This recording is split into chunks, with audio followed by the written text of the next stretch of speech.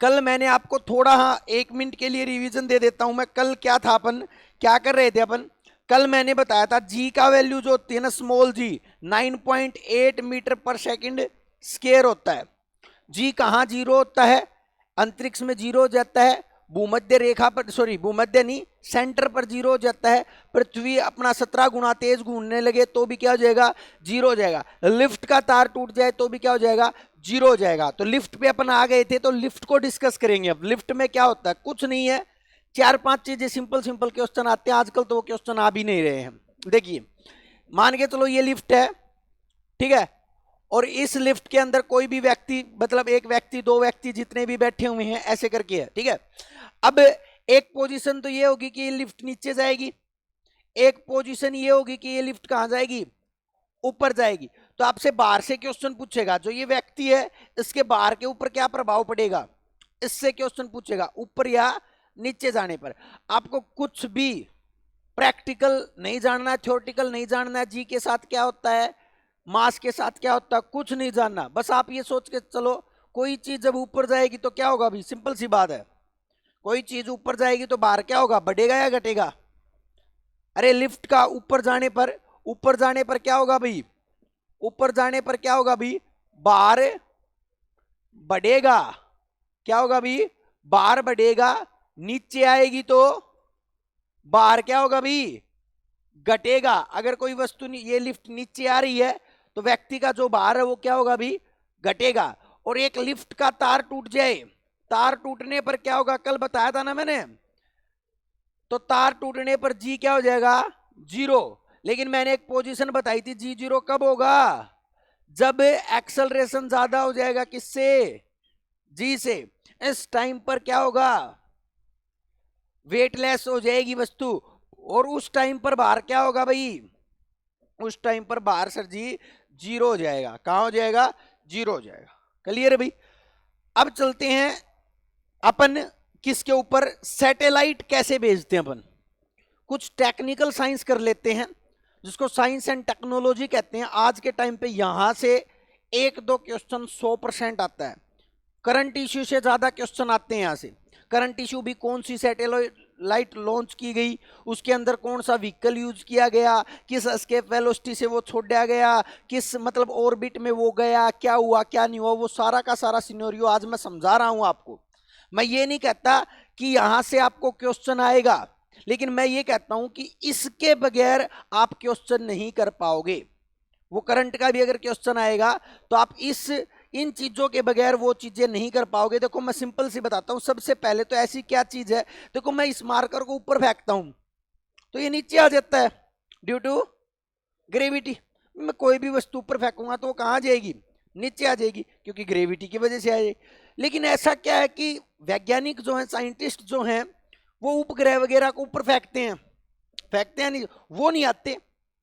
ऐसी क्या चीज है, ऐसा क्या इस मार्कर में किस वेलोसिटी से फेंकूं कि ये ऊपर ही रह जाए, मतलब अंतरिक्ष में चली जाए। अंतरिक्ष का मतलब अपने पास एक ऑर्बिट है, पृथ्वी का पूरा ऑर्बिट है, उस ऑर्बिट को छोड़ दे। किसको छोड़ दे भी, पृथ्वी के ऑर्बिट को छोड़ दे, पृथ्वी की ग्रेविटी को छोड़ दे।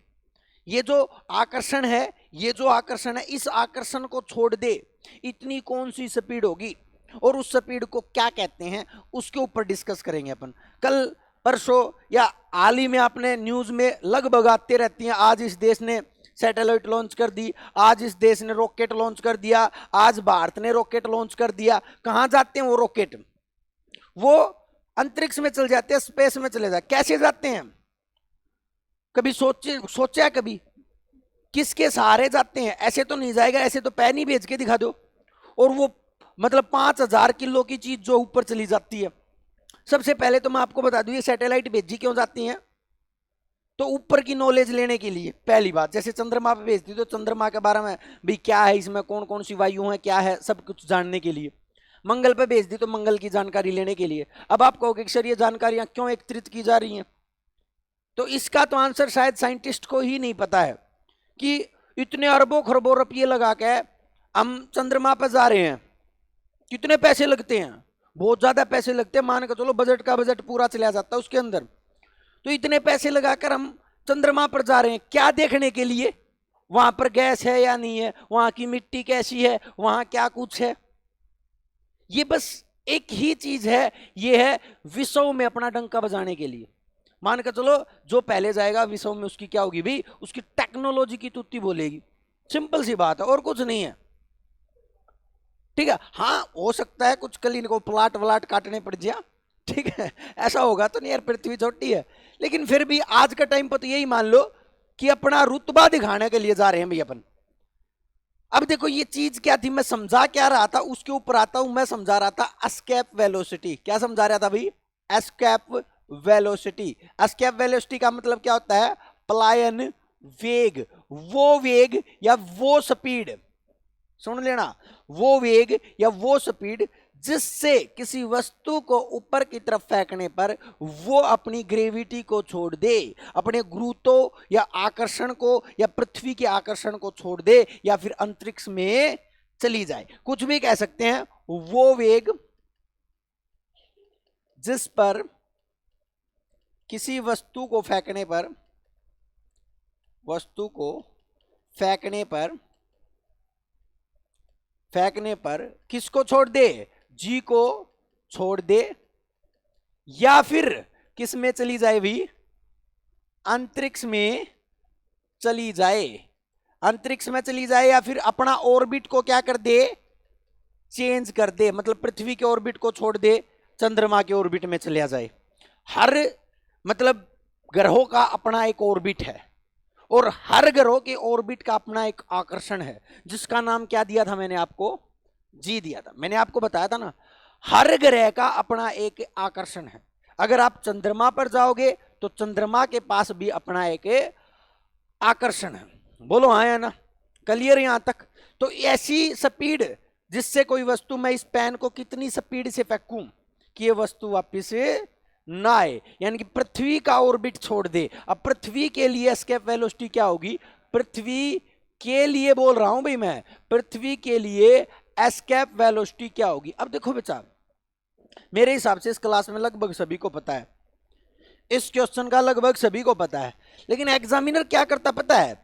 ऑप्शन में क्या करता है? Option A 11.2 metre per second, option B 11.2 kilometre per minute, option C 11.2 kilometre per second, option D 2.35 kilometre per second, option E 42 kilometre per second.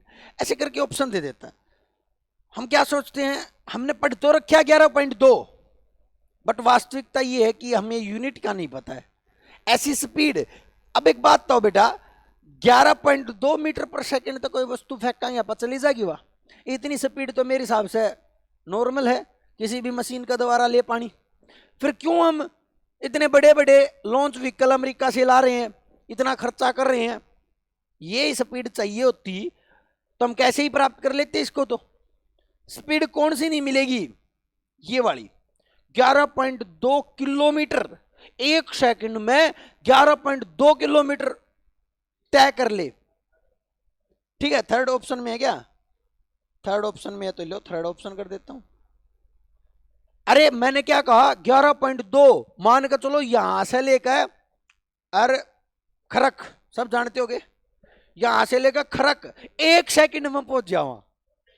इतनी स्पीड देने के लिए हम आज यूज कर रहे हैं PSLV, GSLV, ये Mark 3 वगैरह जितने भी यूज कर रहे हैं। ठीक है, तो इस स्पीड से पृथ्वी की एस्केप वेलोसिटी क्या हुई भी? 11.2 किलोमीटर पर सेकंड।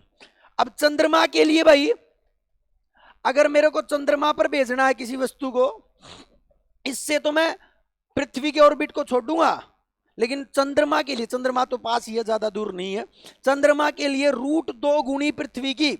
दो क्वेश्चन आ सकते हैं, कितना गुणी?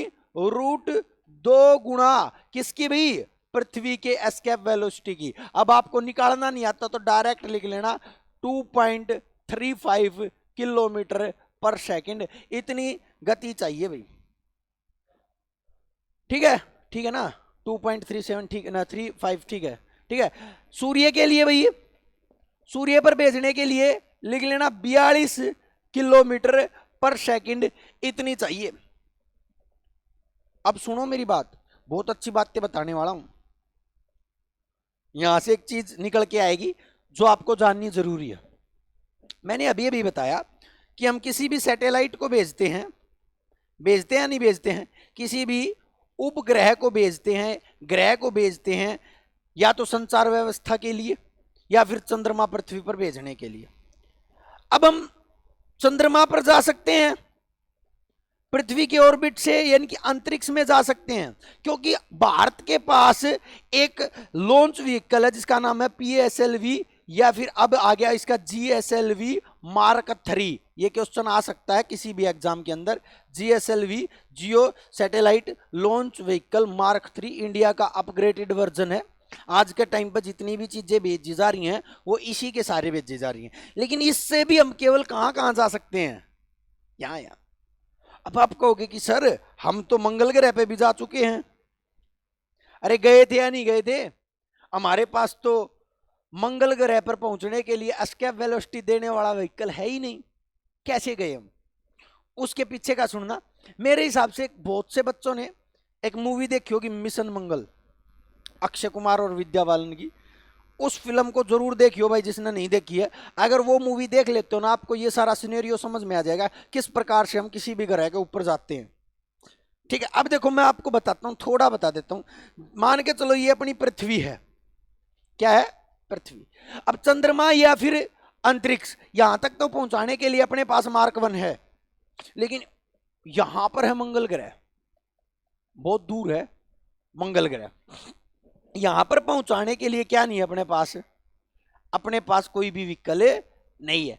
हम क्या करते हैं, एस्केप वेलोसिटी के सहारे पहले हम किसके अपने ऑर्बिट को कवर कर लेते हैं। जैसे ही अगले ऑर्बिट में चली जाएगी वस्तु क्या करने लगेगी, ग्रेविटेशनल फोर्स की वजह से उसके चारों तरफ घूमने लगी। फिर थोड़ा और स्पीड बढ़ाकर अगली ऑर्बिट में भेज देंगे, और वो फिर अगले ऑर्बिट में फिर घूमने लगेगी। फिर अगले ऑर्बिट में भेज देंगे, फिर घूमने लगेगी। फिर अगले ऑर्बिट में भेज देंगे, फिर घूमने लगेगी। लास्ट में कहां पर चली जाएगी? मंगल। अरे विद्या बालन ने अक्षय कुमार तो समझाया था, एक एग्जाम्पल याद करो। उसने कहा था कि क्या हो गया, तो अपने पास को नहीं, तो अपना पास फ्यूल नहीं है, अपना पास लॉन्चिंग व्हीकल नहीं है, तो क्या बात होगी? हमारे पास टेक्नोलॉजी है। बोले क्या टेक्नोलॉजी? बोले मैं बताती हूँ। वो उठा के लाती है गैस, चूल्हा, सब चीजें उठा के लाती है, और वो पूरी सेक के दिखाती है अक्षय कुमार को। वो कह रहा है यार, या पागल होगी, पता न क्या करना चाहो। फिर वह क्या कर है, गैस मतलब तेल गर्म होने के बाद गैस बंद कर देती है, और उस गर्म तेल में लगभग 5-7 पूरी सेक देती है। फिर गर्म तेल और फिर 5-7, मतलब कहने का मतलब अगर वो कंटिन्यू बर्न करते रहते, अपन कंटिन्यू अगर बर्न करते रहते तो गैस क्या हो जाती, खत्म हो जाती। लेकिन उसने ना कम गैस में उतनी ही पूरी सेक के दिखा दी। अब अक्षय कुमार का दिमाग आया यार, इस प्रकार से तो हम मंगल ग्रह पे भी जा सकते हैं। मान कर चलो अपने पास 20 लीटर तेल है, और इस 20 लीटर तेल में काम चलाना है। आप क्या करेंगे, 10 लीटर में तो इस ऑर्बिट में चले जावांगे, फिर अपने आप घूमता रहेगा सैटेलाइट, ग्रेविटेशनल फोर्स की वजह से ऑर्बिट में अपने आप घूमेगा। फिर क्या करेंगे, फिर 2 लीटर यूज कर देंगे अगले ऑर्बिट खातर, फिर 2 लीटर यूज कर देंगे अगले ऑर्बिट खातर, फिर 2 लीटर यूज कर देंगे। देखा होगा लगभग हम कामयाब हुए थे। अभी अभी देखा होगा आपने, मंगल ग्रह पर पहुंचने पर हम कामयाब हुए थे। भारत देश ऐसा देश है जिसके पास बिना संसाधन, मतलब संसाधन नहीं है, टेक्नोलॉजी का प्रयोग करके पहुंचने वाला पहला देश है भारत, जो मंगल ग्रह पर। और पहली बार में ही सफलतापूर्वक पहुंचने वाला भी देश कौन है भाई? हालांकि अमेरिका, चीन वगैरह पहुंच चुके, लेकिन उनके पास तो संसाधन थे। समझ रहे हो नहीं समझ रहे हो? तो ये सारी चीजें जो हैं, इनका प्रयोग करके हम कहां जाते हैं, हम मतलब जहां पर भी हमें सैटेलाइट भेजनी है, जहां पर भी हमें खोज करने के लिए जाना है। कुछ चीजें मैं आपको बता देता हूं। 2 प्रकार के उपग्रह होते हैं, एक तो ध्रुवीय उपग्रह होते हैं, ध्रुवीय उपग्रह, और एक होते हैं भू उपग्रह। ध्रुवीय उपग्रह और भू उपग्रह, जियो सैटेलाइट जिनको कहते हैं। ध्रुवीय उपग्रह क्या होते हैं, जो पृथ्वी के मतलब पृथ्वी की अगली कक्षा में, पृथ्वी के नजदीकी कक्षा में जो उपग्रह सेट किए जाते हैं, पृथ्वी की नजदीकी कक्षा में जो उपग्रह सेट किए जाते हैं उनको अपन क्या कहते हैं? भू उपग्रह, सॉरी, ध्रुवीय उपग्रह कहते हैं। तो कई बार है ना करंट रिलेटेड क्वेश्चन आ जाते हैं कि हाल ही में फलाना उपग्रह सैटेलाइट या फलानी सैटेलाइट जो है वो सेट की गई है, वो किस प्रकार का उपग्रह है? दो ही प्रकार के उपग्रह, आपको बस इतना याद रखना है। जो पृथ्वी के नजदीकी ऑर्बिट में सेट की जाती है उसको क्या कहते हैं? ठीक है, इसके ध्रुवीय काल जो होता है वो 8 किलोमीटर पर सेकंड होता है। आपको नहीं करना इसको, ठीक है, बस आप इस डेफिनेशन को ही याद रखना। ठीक है, डेफिनेशन डायरेक्ट भी पूछी गई है बहुत से एग्जाम में, आपसे पूछ ली जाती है कि ध्रुवीय उपग्रह कौन से होते हैं, या फिर वो उपग्रह जो पृथ्वी की नजदीकी कक्षा में सेट होते हैं उनको क्या कहते हैं। ठीक है, अब उसके बाद भू उपग्रह कौन से हैं? जो बहुत दूर, लगभग 36,000 किलोमीटर से आगे जो उपग्रह सेट किए जाते हैं, ऊपर जाकर 36,000 किलोमीटर, बहुत ज्यादा ऊपर जाके जो उपग्रह सैटेलाइट किए जाते हैं उनको क्या कहते हैं? भू उपग्रह कहते हैं, जियो सैटेलाइट कहते हैं।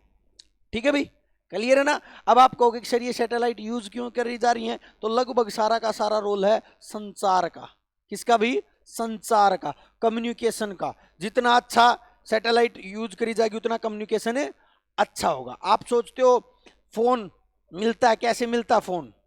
सैटेलाइट लगी हुई है ऊपर, वहां से कनेक्ट होता है, फिर वो जाता है ऐसे करके, मतलब सारा का सारा जाल फैला हुआ है। क्लियर है या नहीं क्लियर है? तो इससे इतना ही आपको करना है, इससे ज्यादा आपको करने की जरूरत नहीं है। उसके बाद मैंने आपको क्या करवाने के लिए कहा था? कुछ चीजें थी जो जरूरी थी। हाँ, ग्रहों का नियम करना। अभी जल्दी आ जाओ भी, ग्रहों का नियम, रूल ऑफ प्लेनेट। क्या था? आर्यभट्ट। हाँ, क्या? मिसाइल। ठीक है, चलो चलिएगा भी। रूल ऑफ प्लेनेट, प्लेनेट के रूल। सबसे पहले तो यही क्वेश्चन आता है, बिल्कुल बेसिक है। प्लेनेट के रूल किसने दिए थे? केपलर ने दिए थे। नियम कितने थे? 3। नियम कितने थे भाई? 3। अच्छा, ये नियम अलग अलग बताने की जरूरत है भी, कौन कौन सा नियम किस किस का था? ठीक है, चलो भी कोई नहीं, 1 मिनट के लिए ना कर लो। एक तो लिखो कक्षा का नियम, लिख लो जल्दी जल्दी। कक्षा का नियम क्या पता आ जाए? Rule of orbit. पहला नियम कौन सा था भाई? Rule of orbit, rule of orbit. तो लिखो कोई भी ग्रह सूर्य के चारों ओर दीर्घवृत्ताकार कक्षा में चक्कर लगाता है। ये क्वेश्चन आया हुआ अभी। कोई भी ग्रह सूर्य के चारों ओर दीर्घ वृत्ताकार कक्षा में चक्कर लगाता है। ना इसकी ध्यान नहीं आ रही भी,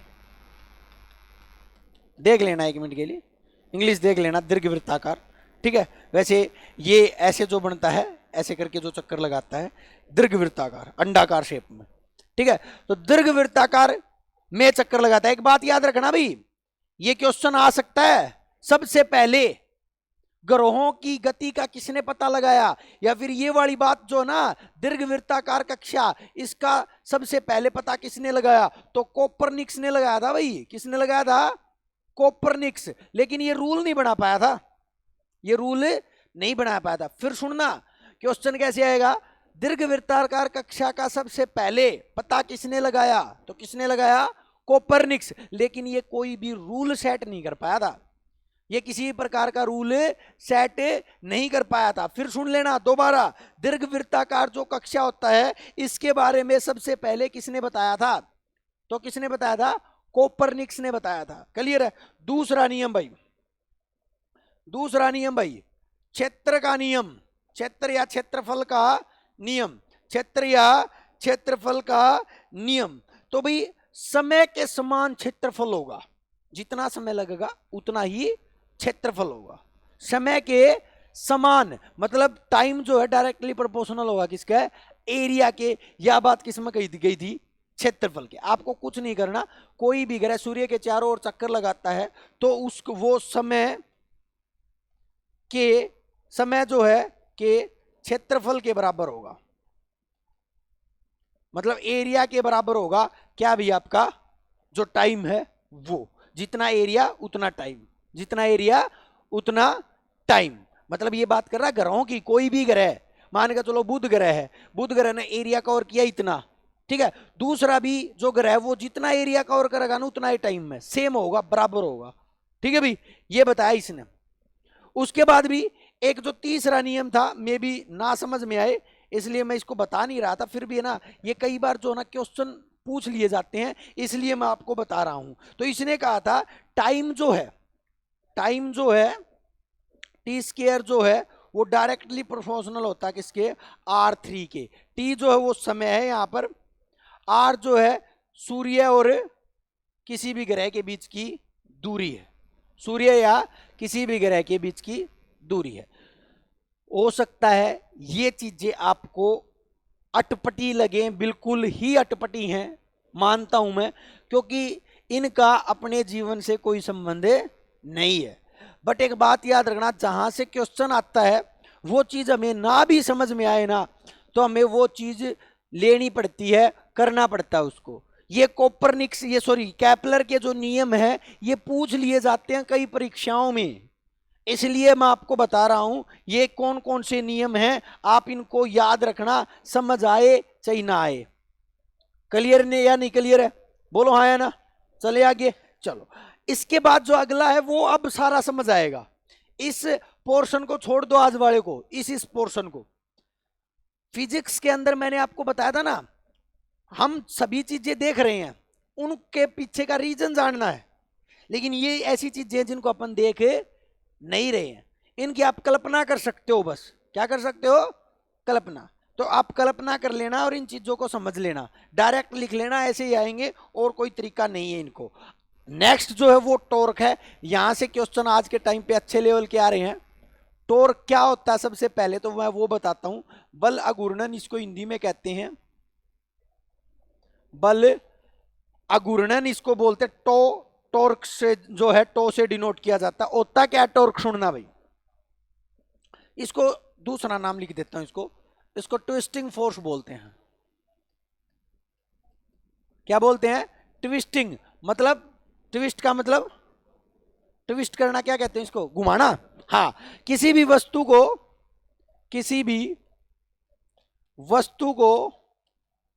अक्ष पर घुमाने के लिए लगने वाला बल क्या कहलाता है भाई, टॉर्क कहलाता है। अब एक सिंपल तरीका बताता हूं मैं आपको, सारा समझ में आ जाएगा। देखिए वो दरवाजा है, ये दरवाजा मैं यहां पर बना देता हूं, ये इसका अक्ष है, मतलब ये इसके वहां तक फिक्स है, ये यहां से क्या है, फिक्स।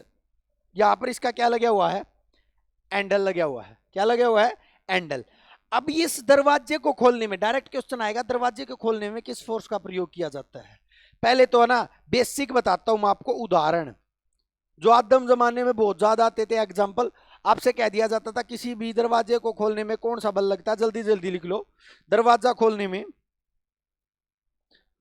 में कौन सा बल लगता है, टॉर्क लगता है। नेक्स्ट लिखो कुम्हार का चाक, और पहले चक्की होती थी आटा पीसने वाली,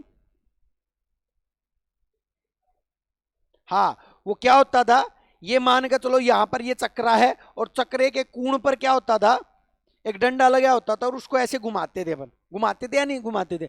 तो किसी भी वस्तु को घुमाने के लिए, अरे सिंपल सी बात है यार, पता ना कितने एग्जाम्पल मिल जाएंगे, समझ रहे हो ना। किसी भी वस्तु को अगर मैं घुमा रहा हूं और अक्ष पे घुमा रहा हूं, क्या, हाँ वो केक बनाने के लिए वो घुमाते हैं, कोई भी लगा लो यार, जो भी घुमाने में यूज किया जा रहा है, ठीक है। घुमाने में नट बोल्ट मत कर देना, नट बोल्ट वो भी घूम रहे हैं, बट वो ट्विस्टिंग फोर्स है, वो दोनों तरफ से घूम रहे हैं, और ये एक तरफ से। मैं हाँ यहां पर लिख देता हूं घुमाने में, लेकिन यहां पर एक लिख देता हूं एक तरफ, क्योंकि ये क्वेश्चन कई बार गलत हो जाते हैं।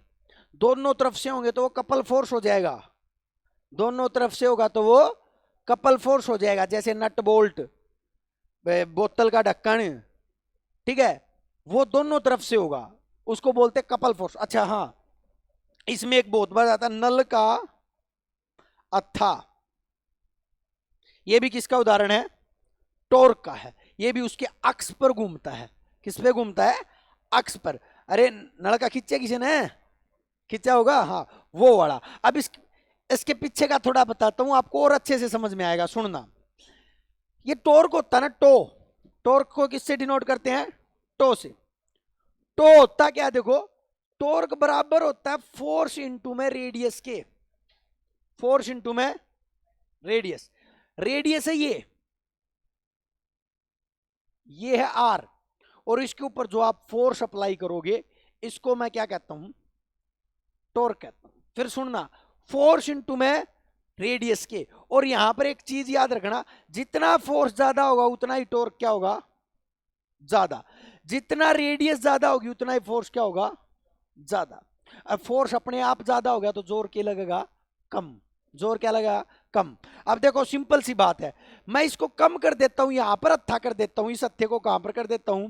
यहां पर। एक बात बताओ, ये दरवाजा बंद करने में कितना जोर लगेगा? बहुत ज्यादा जोर लगेगा। जितना इसको दूर करूंगा ना अत्थे को उतना ही कम जोर लगा। छोड़ो यार, बर्मा किस किस ने, पानी किस किस ने भरया है? सब ने भरया होगा। एक तो अत्थे को लास्ट से पकड़ के खींचना और एक बीच में से पकड़ना, किसमें ज्यादा जोर लगेगा? बीच वाले में, क्योंकि बीच में क्या कम हो रही है? आर कम हो रही है, तो फोर्स क्या हो जाएगा? आर कम हो जाएगा, तो कम हो जाएगा। बोलो आया ना? समझ रहे हो नहीं समझ रहे हो? तो जितनी दूरी बढ़ेगी, जितनी भी आर बढ़ेगी उतना ही टो क्या हो जाएगा? बढ़ता जाएगा और जोर कम लगेगा। सिंपल सी बात। अब वो चाखी वाला जो अत्था है उसको थोड़ा आगे कर दो, बीच में ले आओ, कॉर्नर से बीच में ले आओ, क्या चाखी घूम पाएगी? नहीं घूम पाएगी। तो सभी चीजें साइंटिफिक तरीके से काम करती हैं, ऐसे काम नहीं करती। इसका डायमेंशनल बना सकते हो? बनाओ जल्दी।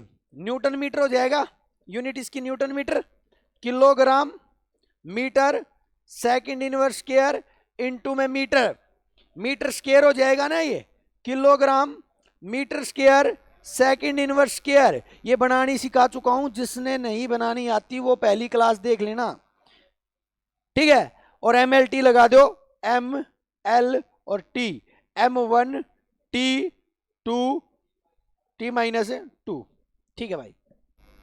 ये इसका डायमेंशन हो जाएगा। फोर्स की डायरेक्शन में है तो ये कैसी राशि होगी? सदिश राशि होगी। कैसी राशि होगी? सदिश, यानी कि वेक्टर क्वांटिटी होगी। ये सारी बातें भी मैं आपको बता देता हूं साथ के साथ। जितने मैं टॉपिक करवाऊंगा उन सभी में यूनिट बार बार बताऊंगा मैं। और मैं फिर कहता हूं, अगर रटोगे तो आप एक भी चीज नहीं कर पाओगे। फिर बता रहा हूं मैं, रटनी नहीं है किसी भी चीज को, ठीक है भाई? क्लियर है ना? तो इस आर को कम कर देना और जोर भी क्या हो जाएगा? कम लगेगा भाई। सिंपल फैक्ट है। इसको ही है ना, जल्दी मैं कपल फोर्स करवा ही देता हूं, कहीं आप गलत कर दो। कपल फोर्स, आप ये कहोगे ये भी यहां पर भी आ गया क्या? फोर्स में भी, ठीक है। युग्मक बल, युग्मक बल, दोनों तरफ से लगने वाला बल, बस खेल खत्म। दोनों तरफ से लगने वाला बल क्या कहलाता है भाई?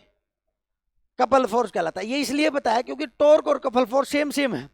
और जब हम एग्जांपल आते हैं ना, जब हम गलत कर देते हैं, जैसे क्वेश्चन आता है नट बोल्ट में, नट बोल्ट में कौन सा फोर्स लगता है, तो आप आंसर क्या कर दोगे? टॉर्क मत कर देना। बोतल का ढक्कन, बोतल का ढक्कन कौन सा करोगे?